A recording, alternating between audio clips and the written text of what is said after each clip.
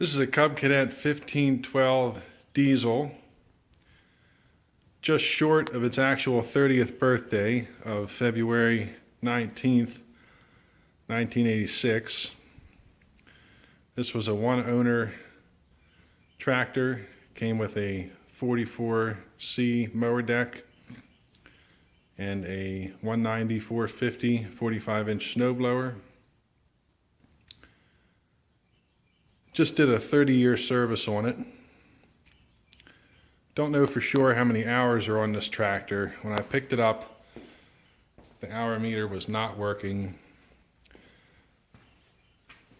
The original owner had passed away, so there was no record of how many hours they thought the tractor might have.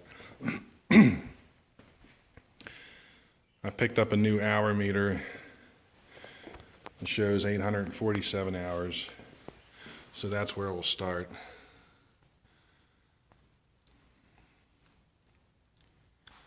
I would estimate this tractor based on wear and tear and the wear on the front tires to have somewhere between 500 and 600 hours maybe. I don't think it has much. Pulled the motor, pulled the fender pan.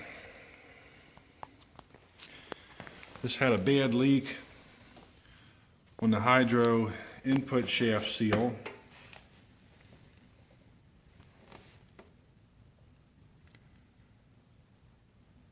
So we pulled the drive shaft, went over the drive shaft, replaced the input shaft seal. Seems dry so far. Had a lot of corrosion from the battery. And you can see the remnants of it on the voltage regulator.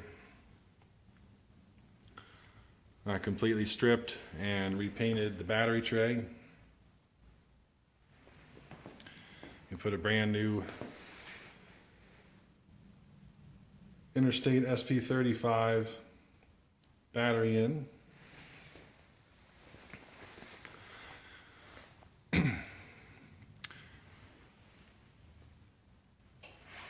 Put a new centering ball bearing on the motor end of the drive shaft adapter. Also replaced 2 bolts in the adapter and changed out the 2 flex disc screws with carriage bolts with round heads to avoid any rubbing issues in the future. Both belts have been replaced. We did the starter modification upgrade. Drilled a hole in the engine mount plate.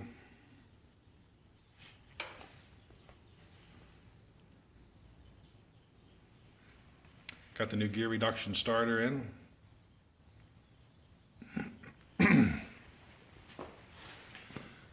Also did the block heater mod,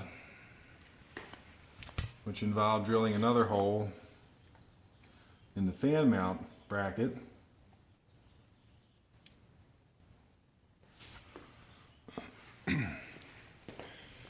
All filters and fluids changed. Power washed and cleaned the tractor.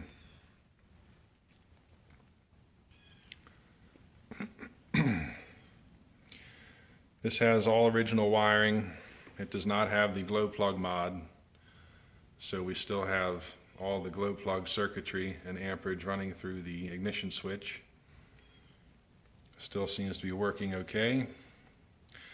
Didn't have a whole lot of trouble starting this tractor with the old starter in it, except when it was colder.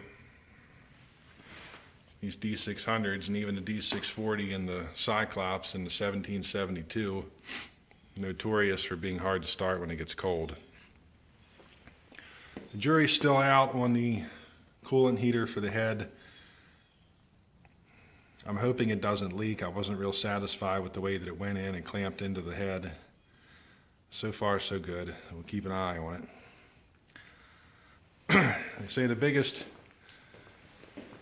help with getting these tractors started is putting that gear reduction starter in. It really takes a load off the battery and lets you apply a healthy amount of voltage and amperage to the glow plug circuit. And then the starter doesn't ask for as much as the old style direct drive starter did to get the engine spun over and fired up. So it got down in the mid-20s overnight. The tractor is in the garage. It's a non-insulated garage.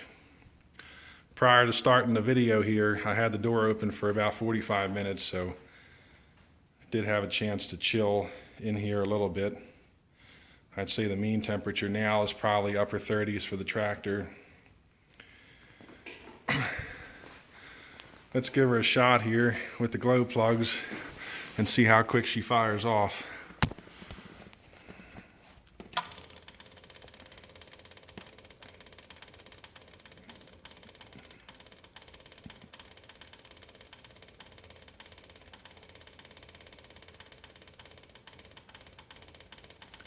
Here she goes.